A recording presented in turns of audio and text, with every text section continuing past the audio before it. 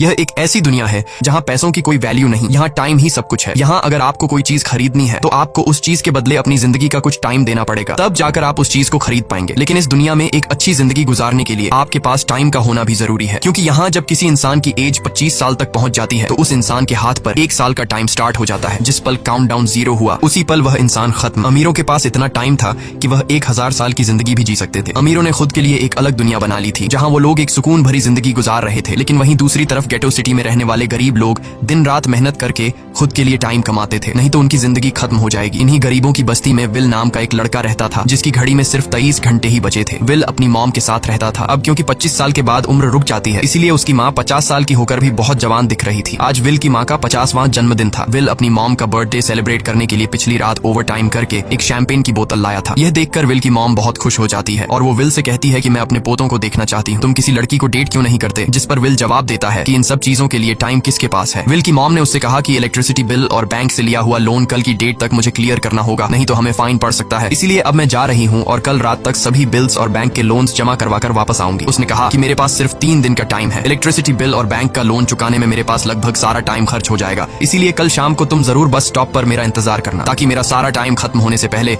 मैं तुमसे कुछ टाइम ले सकूं। इस पर विल ने कहा ठीक है, मैं टाइम पर पहुंच जाऊंगा। जाने से पहले विल की माँ विल के हाथ को छूकर उसकी बॉडी में 30 मिनट ट्रांसफर करती है ताकि विल अच्छा नाश्ता खरीद कर खा सके। इसके बाद दोनों अपने अपने काम पर निकल गए। रास्ते में विल के पास एक छोटी बच्ची आती है। वो विल को एक कैप्सूल देकर विल से उसका थोड़ा सा टाइम मांगती है। विल मुस्कुराते हुए उस छोटी बच्ची को कैप्सूल में अपनी जिंदगी का 5 मिनट का टाइम दे देता है और वह चली जाती है। यहाँ हमें पता चलता है कि यह लोग अपने टाइम को एक कैप्सूल में स्टोर भी कर सकते हैं, जिससे यह लोग कभी भी यूज और ट्रांसफर कर सकते हैं। इसके बाद विल काम के लिए फैक्ट्री पहुंच जाता है। काम शुरू करने से पहले वह कॉफी लेने जाता है, लेकिन वहाँ वह देखता है कि हर एक चीज का दाम डबल हो गया है। जहाँ पहले कॉफी 2 मिनट की मिलती थी, अब उसका प्राइस डबल होकर 4 मिनट हो चुका है। यहाँ पर कभी भी किसी चीज का भी दाम बढ़ा दिया जाता है बिना किसी अनाउंसमेंट के। ये बात विल को बहुत बुरी लगती है। मजबूरी में विल ने भी कॉफी के लिए अपनी जिंदगी के 4 मिनट पे किए और काम पर लग गया। दिन भर के काम के बाद रात के वक्त विल अपने दोस्त के साथ एक बार में जाता है। विल का दोस्त एक नंबर का शराबी था। वह हर वक्त शराब के नशे में टली रहता। विल का दोस्त विल को इशारे में बताता है कि वह आदमी सबको फ्री में दारू पिला रहा है और उसके पास बहुत ज्यादा टाइम है। ये सुनकर विल ने जब उस आदमी की तरफ देखा तो उसे चारों तरफ से लड़कियों ने घेरा हुआ था। विल की जब उस आदमी की घड़ी पर नजर गई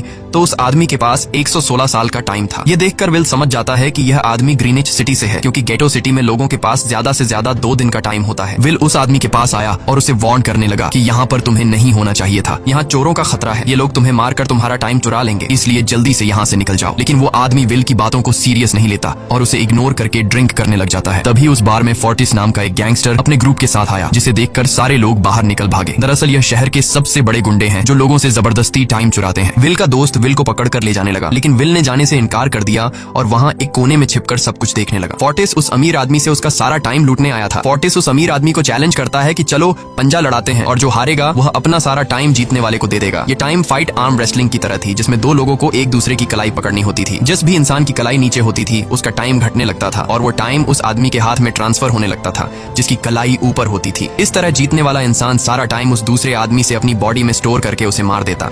फोर्टिस उस आदमी से कहता है क्या तुम इसके लिए तैयार हो? इस पर उस अमीर आदमी ने कहा कि मैंने बहुत ज्यादा ड्रिंक की हुई है, इसलिए मुझे कुछ टाइम चाहिए, उसके बाद मैं तुम्हारे चैलेंज के लिए तैयार हूँ। फोर्टिस कहता है कि ठीक है, ये तुम्हारी आखिरी ख्वाहिश है, जाओ मैं तुम्हें तैयार होने के लिए कुछ मिनट देता हूँ। फोर्टिस उसके साथ अपना एक आदमी भी भेज देता है ताकि यह भाग न सके। वो अमीर आदमी बाथरूम में आकर बहुत ज्यादा उल्टियां करने लग जाता है, क्योंकि उसे काफी चढ़ गई थी। इसलिए अगर वो इस हालत में फोर्टिस से पंजा लड़ता तो इस अमीर आदमी का हारना कंफर्म था। तभी विल वहां पर आ जाता है। वो फोर्टिस के आदमी को मारकर उस अमीर आदमी को अपने साथ उस जगह से बाहर निकाल लेता है और उसे फोर्टिस से बचाकर एक सेफ जगह पे ले आया। विल ने उस अमीर आदमी से कहा कि मैंने तुमसे कहा भी कि तुम्हारी जान को खतरा है, तुम जानबूझकर अपना टाइम क्यों बर्बाद कर रहे हो? वो आदमी विल को अपना नाम हेनरी बताता है और वो विल से पूछता है कि तुम्हारी उम्र कितनी है? विल ने बताया 28 साल। हेनरी ने कहा मेरी उम्र 105 साल है और अब मैं जिंदगी से थक चुका हूँ। मैंने अपनी लाइफ में हर एक चीज का मजा लिया है और अब मुझे इस जिंदगी की जरूरत नहीं है, मैं जीना नहीं चाहता। ये सुनकर विल ने हैरानी से पूछा आखिर तुम कहना क्या चाहते हो? इस पर हेनरी ने कहा लगता है तुम अब तक हकीकत से अनजान हो। क्या तुमने कभी सोचा है कि इस दुनिया में अलग अलग टाइम जोन्स क्यों बनाए गए हैं? आखिर क्यों तुम्हारे टाइम जोन गेटो में किसी भी वक्त